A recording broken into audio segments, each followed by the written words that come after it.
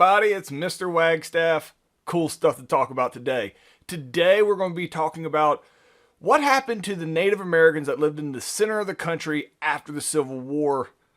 If you've kept up with U.S. history this far, you probably know when we talk about Native Americans, it doesn't work out well for the Native Americans. Once again, we're going to look back on this in history, and we do already, and we will continue to do it, and just see the horrific way in which we treated and wiped out an entire group of people. All right. So today I want to introduce the Plains Indians that lived on the Great Plains and how they're different than the other Indians, and basically how they were, their culture at least, if not literally annihilated in a short time after the Civil War. All right, so let me make myself smaller here.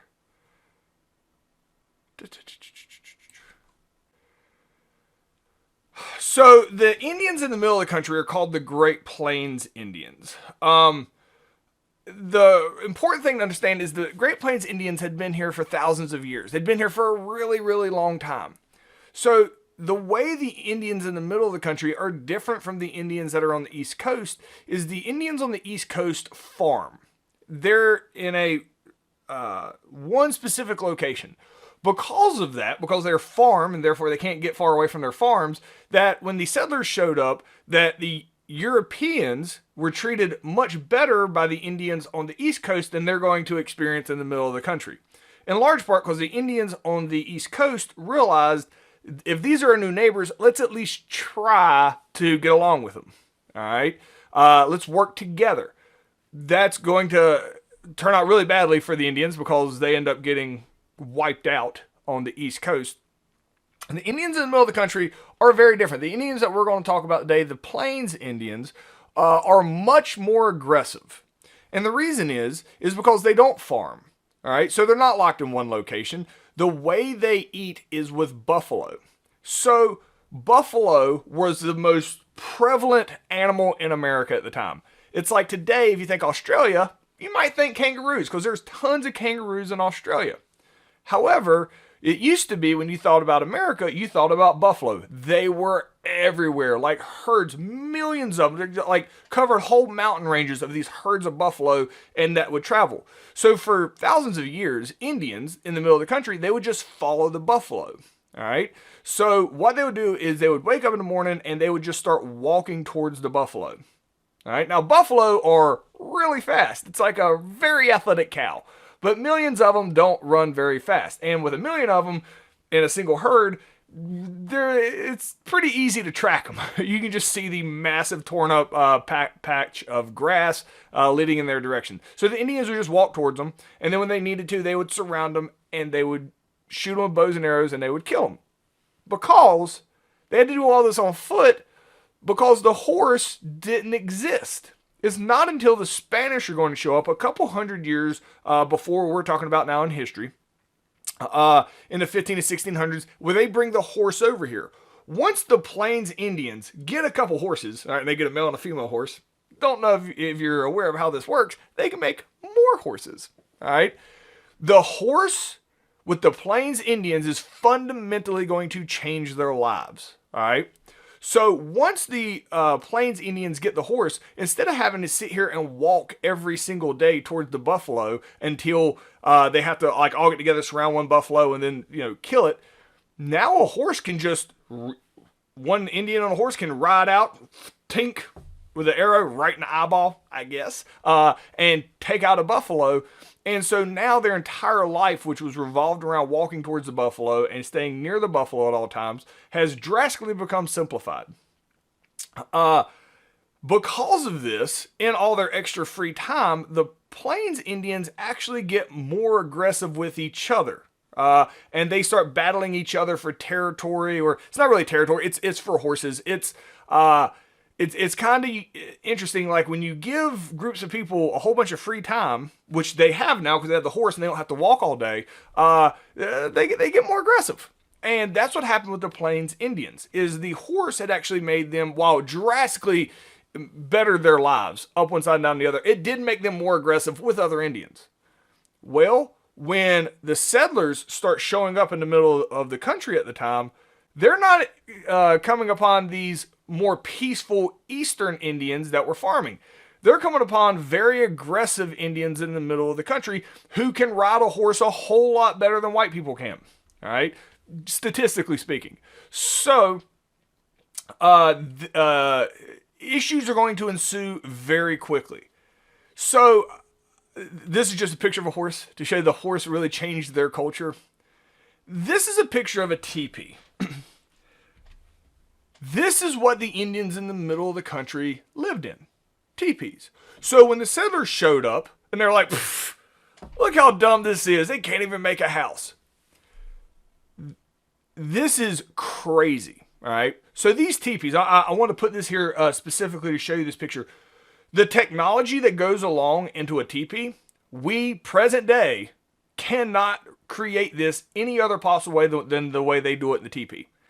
We still have not in any other way created the same technology they have in the teepee, present day. Here's why. All right. So almost everything from the teepee is made out of buffalo. All right. So this is like buffalo skin stretched over these sticks. So these teepees are basically like tents. All right. Keep in mind that it can get pretty warm in the middle of the country in the summertime, but it can also get like -1 billion in the middle of the winter. So when you line these teepees up, all right, and they make these lean-tos, when it rains or when it snows, all the water hits the top of these and runs down inside, and there's little pots at the bottom inside with these sticks on the inside that collect the rainwater so they have drinking water. All right. Then, all right, because it lets all the hot air out the top in the summertime is basically like having air conditioning. All right. Now the rain never actually gets to the bottom because all those sticks are crossed so thickly that you can't actually see out the top. So if it rains, it always just hits a stick and runs down. What else they can do that we cannot do today is they build a fire inside at night or whenever. The smoke goes out the top. But they keep a fire inside. It stays like 75 to 80 degrees inside, even if it's -30 outside and 3 feet of snow. All right. We present day cannot make a tent that you can have a fire inside. Present day, there's no other way of doing it. The Indians figured it out because the skin of a buffalo is fire retardant, and it doesn't catch on fire because it has the holes at the top let the smoke out. Nobody dies of carbon monoxide poisoning. And these one teepee can last almost 40 years before it deteriorates, but you can constantly keep fixing it.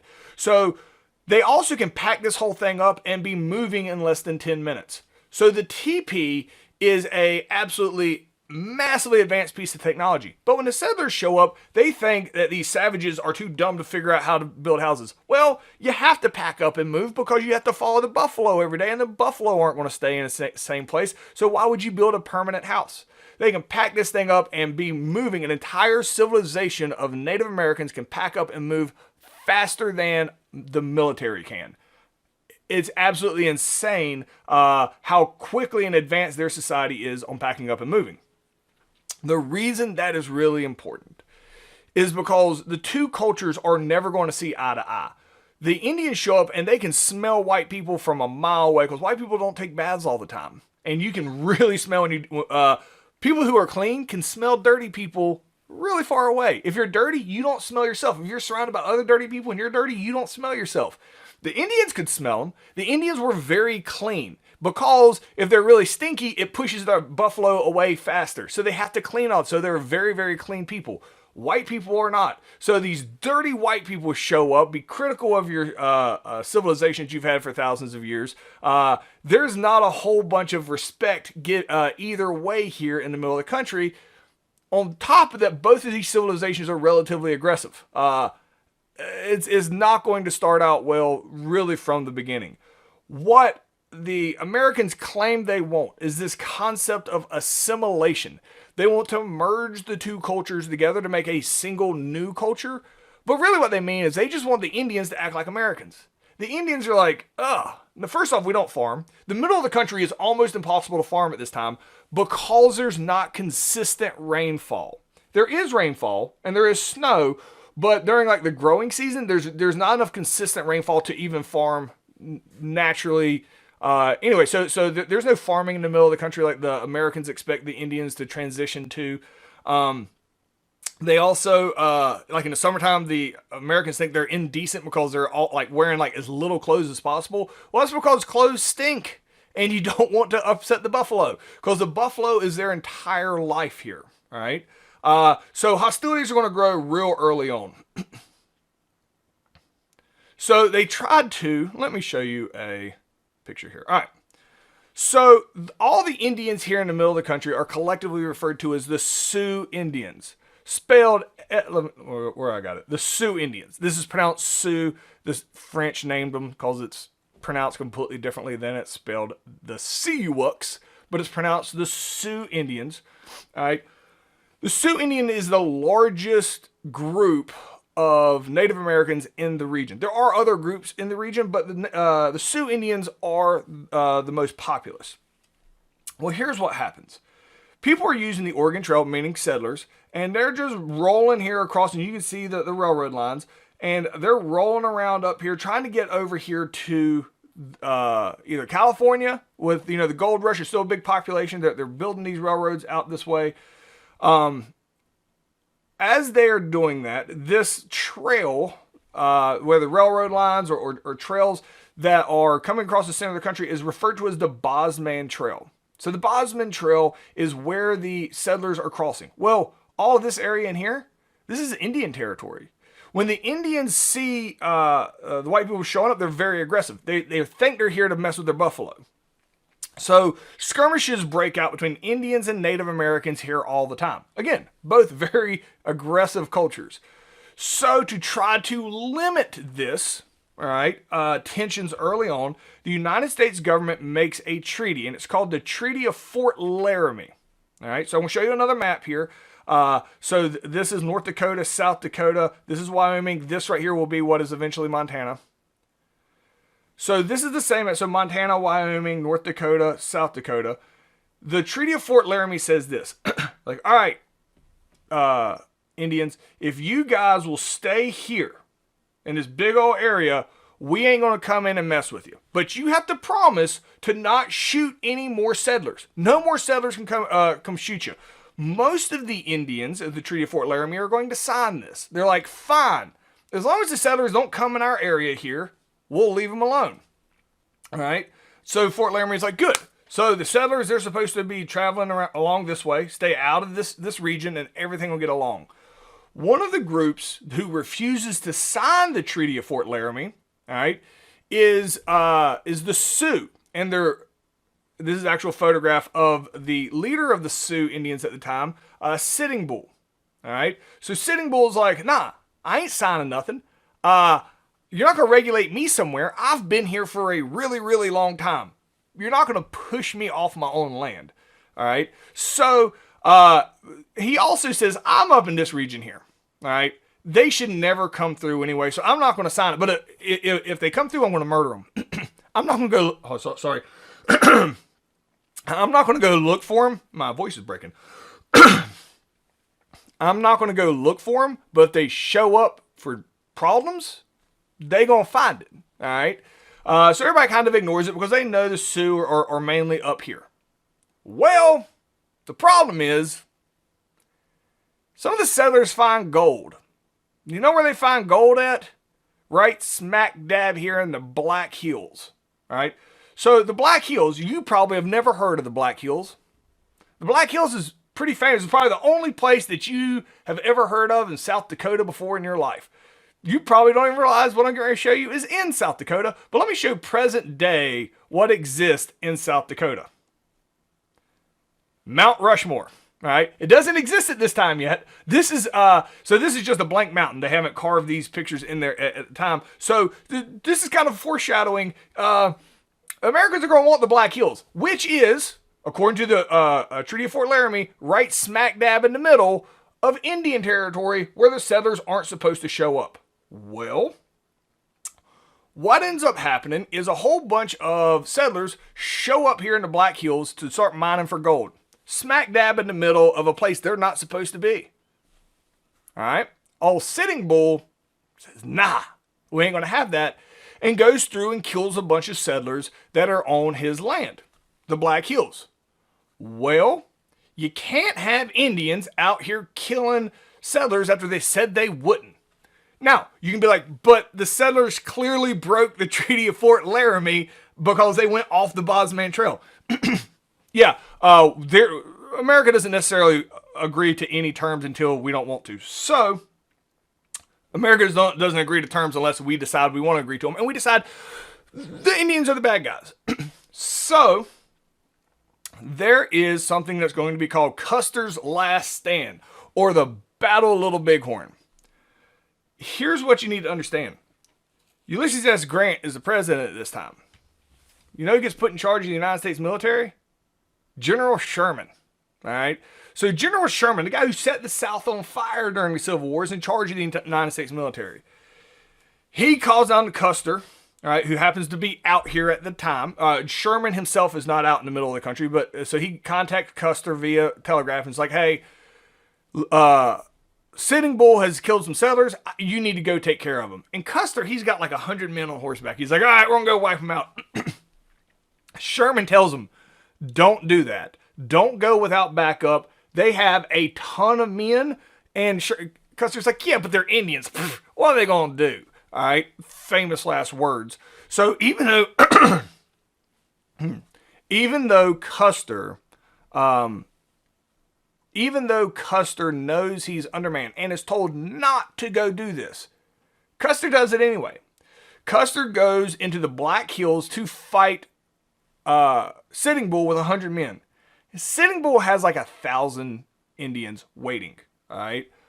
When this happens, it is an absolute slaughter of Custer and his men. All right.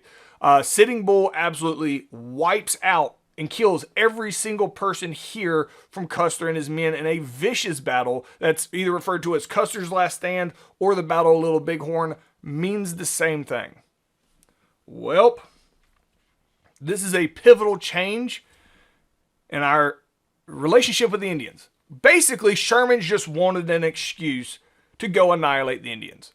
Now that you have the Indians killing the American military, it's go time. Now, when they start sending a whole bunch of troops out here in the middle of the country to go wipe out the Indians, they find out they can't catch them.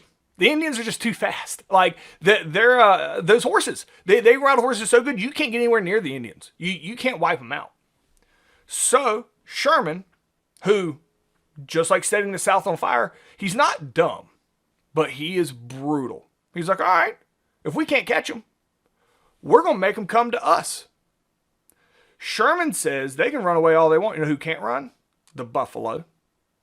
The buffalo, they're the ones that are keeping these Indians alive. If we wipe out the buffalo, they're going to starve to death, and they're going to have to come turn themselves in so that they can get food. So that's what Sherman does. And Sherman is going to use a weapon. They start hiring people to go kill as many buffalo as possible. They've said for every buffalo you kill, you're killing an Indian. So ignore the Indians. You can't catch them, but wipe out the buffalo. This is the Gatling gun. The first time it was really heavily used, it was created in the Civil War. Neither side really used it in the Civil War because it seems so immoral, right? It's basically the first machine gun, all right? They would just roll this thing out to where the buffalo are in these herds and just open fire, all right? It's hard to explain to you how many buffalo they kill, all right? How many buffalo that were there and how many... I got a picture here. Actual photograph to explain to you. And this is just one herd. Take a look at that. These are all buffalo skulls. One herd. That's a full-grown man. Two of them. Just annihilate the buffalo. If you can starve them to death, they're done. This is really, and it works exactly how Sherman thought it would. The Indians start starving to death. They start showing up to the United States military to turn themselves in because there is no food. Because Sherman tried to annihilate their entire food source. To the point that Sherman becomes convinced, and the people at the time become convinced that the buffalo is extinct.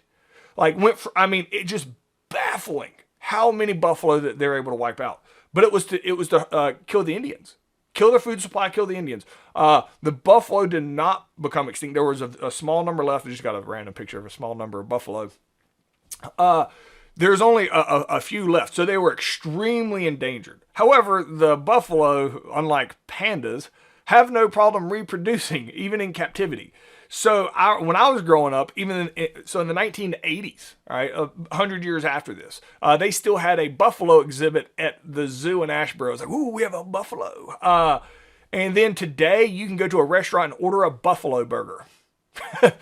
But buffalo are fine. They ended up not going extinct to the point where you can now eat one at a restaurant. Eat a buffalo burger. So they've done pretty good. Maybe a petting zoo has buffalo, or Lazy Five Ranch. Maybe not. I think they might be kind of aggressive cows. So the buffalo did survive this, but it was fundamentally changed the landscape of America, just wiping out this massive species in order to hurt the Native Americans. So, and if you're like, oh my gosh, that's awful, it gets even worse, man. So, what they did is they rounded up a lot of the Indians, and they're going to put them on reservations. So, a reservation is a very specific area that the Indians have to stay at. All right, they can't leave, they can't do anything else. So it's basically like minimum security prisons. They're like, all right, y'all can farm here. Well, the problem is the Indians, first off, don't know how to farm without the irrigation techniques that the settlers will show up that haven't been brought out here yet. They don't know. It's not possible anyway. All right. So it's basically minimum security prisons. They have to rely on the United States government to feed them, and it is awful. So there's a situation at Wounded Knee. So it's a reservation called Wounded Knee. It is basically like a minimum security prison. The Indians are miserable being here. All right, they realize how everything has basically sucked since the white people showed up. So what they do in their religion, they have these dances called powwows, in which it means different things for different dances. Well, this particular dance that they're doing is called the ghost dance. The ghost dance is supposed to make things like it was before the white people showed up. Bring back the ancestors. You basically time travel. Go back in time, and it'll just be like it was before all the white people showed up and ruined everything. Well, the guards here in the middle of the country with their first grade education don't understand what's happening. And I can't imagine what type of conversation was taking place. Hey, Billy, what are they doing? I don't know, Jethro. They're doing a thing called ghost dance. What does that mean? Well, they want their ancestors to come back and make it like it was before, white people showed up. So they don't like us here? No, they think we ruined everything. And they're trying to bring back ancestors to change it? Yep. You think they're going to try to kill us? That's where this logic goes. Oh my gosh, I think you might be right, Jethro. I think they're going to try to kill us. Let's kill them first. And the guards at Wounded Knee open fire and kill 300 Indians here they're doing the ghost dance. So this is a drawing. I just want to put this in your mind. This is a drawing of what is drawn after the Battle of Wounded Knee. That goes in the newspapers and all this other stuff. You can see they're shooting at Indians. Indians have guns, all this other stuff. And this guy's shot. This guy's dead. Oh, they're wounded. Oh, they're just fighting for their lives. And there were a handful of guards to get killed here from friendly fire. They got shot by their own friends because they didn't know how to use their guns because they're just kind of worthless. There's really very little evidence at all that they had guns at Wounded Knee. So this is trying to explain, justifying it at the time. This massacre that takes place of Indians that are women and children too. And this is another drawing of just what it looked like afterwards of just dead Indians. These are people that are captive, all right? And we're doing nothing but a religious ceremony. This is an actual photograph from Wounded Knee. It says Wounded Knee in South Dakota. As they're just piling up the dead Indian bodies of everybody that they killed to just haul them off into a mass grave. The Battle of Wounded Knee, or the massacre at Wounded Knee, is symbolic because from this point on, the Indians realize their culture is over. The Americans would rather just kill you than do anything else with you. After the Wounded Knee, it is while it doesn't, there's a lot more than 300 Indians left, and there's different reservations other places. Wounded Knee is kind of the ending point for the story of the Indians because it's so symbolic that the American settlers are not going to assimilate. They're not going to work with the Indians. That if the Indians do anything they don't want, they're just going to execute them and wipe them out. After this point, not surprisingly, there's almost no Indian problems in the middle of the country because they've all just been eradicated. And that was the view at the time, is like it was an infestation of Native Americans. It is absolutely horrific how we have treated the Native Americans. It is Holocaust-esque. Absolutely. And it is absolutely shameful what we have done with the Native Americans. But as far as American history goes, after the massacre at Wounded Knee, there is very little resistance to spreading westward because there really are no more Native Americans after you wipe out their food source and just start shooting them in captivity. All right, that's as far as we're going to get today. We will pick this up tomorrow. See y'all tomorrow.